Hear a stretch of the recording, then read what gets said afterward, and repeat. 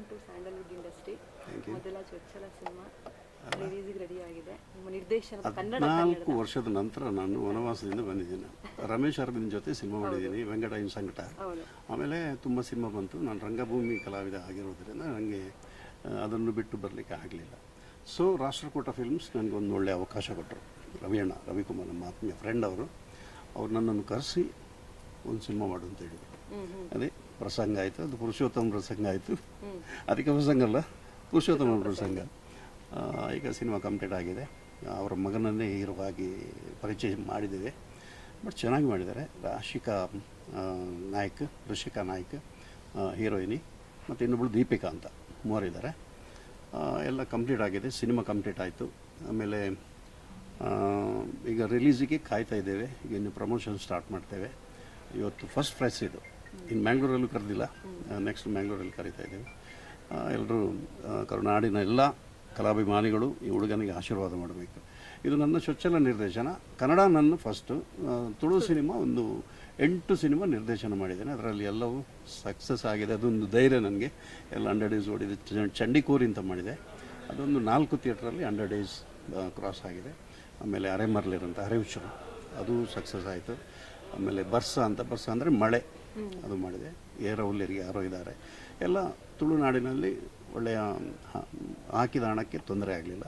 But ಈ cinema Kannada, ಇದು ನನ್ನ ಪ್ರಪ್ರಥಮ ಸಿನಿಮಾ. ಎಲ್ಲ ಕನ್ನಡಿಗರು ಎಲ್ಲರೂ ಆಶೀರ್ವಾದ ಮಾಡಬೇಕು. ನಮ್ಮ ಹೊಸ ಹುಡುಗನಿಗೆ ಪ್ರೋತ್ಸಾಹ ಮಾಡಬೇಕು.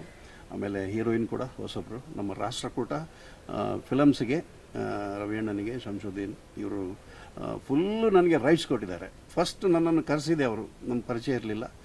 ನನ್ನ ಯೂಟ್ಯೂಬಲ್ಲಿ ಅದು ಇದೆಲ್ಲ ಎಲ್ಲ ಚಿಕ್ಕ ಡ್ರಾಮಾ ಅದೆಲ್ಲ ನೋಡಿ, ನಾನು ರಂಗಭೂಮಿ ಕಲಾವಿದ, ಅದನ್ನೆಲ್ಲ ನೋಡಿ ಅವರೇ ಜನ ತರಿಸಿ ನನ್ನನ್ನು ಕರೆಸಿ ಸಿನಿಮಾ ಮಾಡಿದ್ದಾರೆ. ಇದು ನನ್ನ ಯೋಗ ಅಂತ ಭಾವಿಸಿದ್ದೇನೆ ಅಷ್ಟೇ.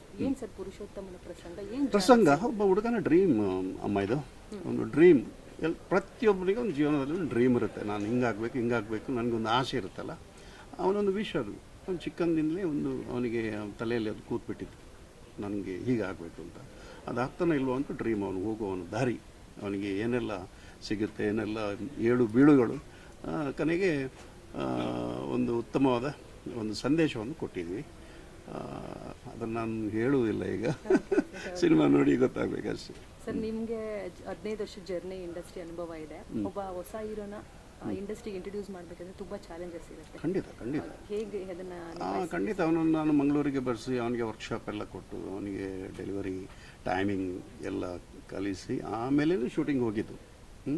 ಚೆನ್ನಾಗಿ ಮಾಡಿದ್ದಾನೆ. ಆ ಪಾತ್ರಕ್ಕೆ, ಪುರುಷೋತ್ತಮನ ಪಾತ್ರಕ್ಕೆ ಒಂದು ಸೂಕ್ತವಾಗಿ ಆ ಫೇಸ್ ಒಳ್ಳೆ ಸೂಟ್ ಆಗ್ತದೆ. ಸ್ವಲ್ಪ ಜನರಿಗೆ ಆ ಪಾತ್ರದ ಮೇಲೆ ಸ್ವಲ್ಪ ಮರುಕ ಬರುತ್ತೆ, ಸ್ವಲ್ಪ ಬೇಸರ ಆಗುತ್ತೆ. ಚೆನ್ನಾಗಿ ಅಭಿನಯ ಮಾಡಿದ್ದಾರೆ. ನೋಡ್ಬೇಕು ಎಲ್ಲರೂ. ಒಂದು ವಸ್ತುವನ್ನು ಕೊಟ್ಟಿದ್ದ ಪ್ರಯತ್ನ ಪಟ್ಟಿದ್ದೇವೆ ಅಷ್ಟೇ. ಹೊಸದಂತ ಹೇಳುವುದಿಲ್ಲ ನಾನು. ಏನೋ ಒಂದು ಬೇರೆ ರೀತಿಯಲ್ಲಿ ಸಿನಿಮಾ ಕೊಡಬೇಕು. ಒಂದು ಪೋಯಮ್ನಾಗೆ ಬಂದಿದೆ. ಅದು ಒಂದು ಪರಿಪೂರ್ಣ ಕತೆ. ಅದಕ್ಕೆ ಒಂದು ಕನ್ಕ್ಲೂಷನ್, ಒಂದು ಎಂಡಿಂಗ್ ನೋಡಿದವರಿಗೆ ಖುಷಿಯಾಗಿದೆ. ಏನು ಜಾನರ್ ಅನ್ಬೋದು ಸರ್ ಸಿನಿಮಾನ? ಇದು ಫ್ಯಾಮಿಲಿ ಓರಿಯೆಂಟೆಡ್. ಇದು ಎಲ್ಲ ಫ್ಯಾಮಿಲಿ ನೋಡಬೇಕು. ಇದು ಫ್ಯಾಮಿಲಿ, ಒಂದು ಮನೆಯಲ್ಲಿ ಆಗೋ ಘಟನೆ, ಒಂದು ಹುಡುಗನ ಮನೆಯಲ್ಲಿ ಆಗೋ ಘಟನೆ ಇದು. ನೋಡಿ, ಅವನ ಆಸೆಯಿಂದ ಏನೇನೇನೆಲ್ಲ ಆಯಿತು. ಅವನಿಗೆ ಒಂದು, ಈಗ ಒಬ್ಬೊಬ್ಬರಿಗೆ ಒಂದೊಂದು ಆಸೆ ಇರುತ್ತಲ್ಲ, ಅವನು ಯಾವ ಆಸೆ ಅಂತ ನಾನು ಹೇಳೋದಿಲ್ಲ ಸಿನಿಮಾದಲ್ಲಿ. ಅದು ಸಿನಿಮಾದಲ್ಲಿ ನೋಡಬೇಕು. ಒಂದು ನೈಜ ಘಟನೆ ಆಧಾರಿತವಾದ ಒಂದು ಕತೆ ಇದು. ಬೆಳೆಸಿಕೊಂಡ ರೀತಿ ಆಗಿದೆ. ಅದರಿಂದ ಎಲ್ಲರಿಗೆ ಹತ್ತಿರ ಆಗ್ತದೆ. ಇದು ಫ್ಯಾಮಿಲಿ ಕಾಮಿಡಿ ಇದೆ. ಎಲ್ಲ ನಮ್ಮ ಮಂಗಳೂರಿನ ಎಲ್ಲ ನುರಿತ ಕಲಾವಿದರು, ಒಂದು ಎಲ್ಲರೂ ಭಾಳ ಫೇಮಸ್ ಆಗಿದ್ದವರು ಎಲ್ಲ ಹಾಕಿದ್ದೀವಿ. ಹೊಸೊಬ್ಬರಿಗೆ ಅವಕಾಶ ಕೊಟ್ಟಿದ್ದೀವಿ.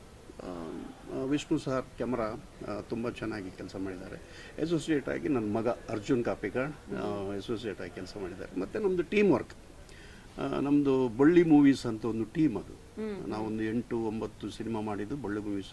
ಅದು ನನ್ನ ಬ್ಯಾನರ್. ಅದು ಅದರಲ್ಲಿ ಸಿನಿಮಾ ಮಾಡಿದ್ದು. ಆ ಟೀಮ್ ಚೆನ್ನಾಗಿದೆ. ಇನ್ನು ಕನ್ನಡಿಗರ ಆಶೀರ್ವಾದ ಬೇಕಷ್ಟೇ.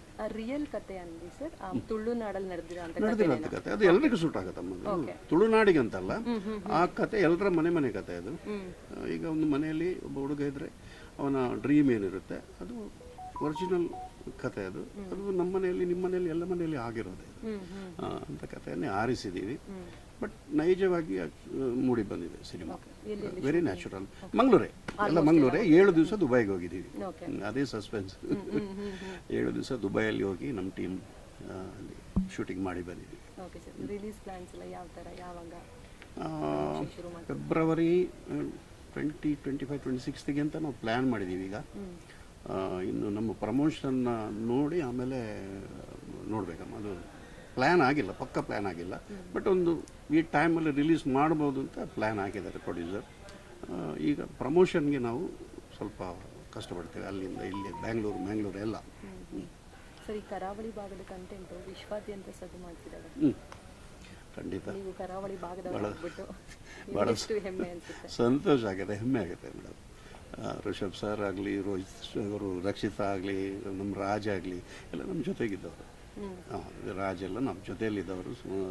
ನಮ್ಮ ಅರೆಮರ್ಲರಲ್ಲಿ ಅವರು ಕೂಡ ಒಂದು ಪಾರ್ಟ್ ಆಗಿದ್ದರು. ಎಲ್ಲರ ಸಪೋರ್ಟ್ ಇದೆ ಅಲ್ಲಿ. ಒಂದು ಸಿನಿಮಾ ಮಾಡುವಾಗ ನನಗೂ ಈ ಕಥೆಯನ್ನು ರಾಜ್ಗೆ ನಾನು ಹೇಳಿದ್ದೇನೆ. ಅವರಿಗೆ ಖುಷಿಯಾಗಿತ್ತು.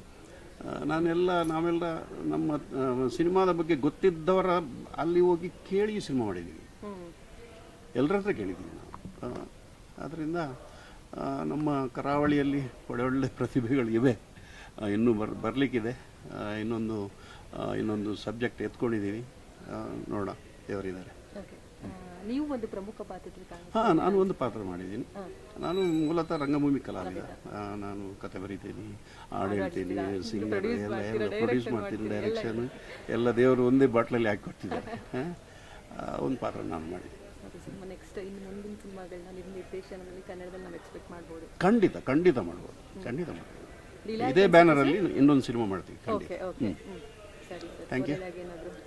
ಕೊನೆಯದಾಗಿ ನಮ್ಮ ಚಾನಲ್ಗೆ ಧನ್ಯವಾದಗಳು. ನಿಮ್ಮ ಆಶೀರ್ವಾದ ಬೇಕು ಸಿನಿಮಾಕ್ಕೆ. ಪ್ರೋತ್ಸಾಹ ಮಾಡಿ ನಮ್ಮ ಸಿನಿಮಾವನ್ನು ಗೆಲ್ಲಿಸಿ ಅಷ್ಟೇ. ನಮಸ್ತೆ.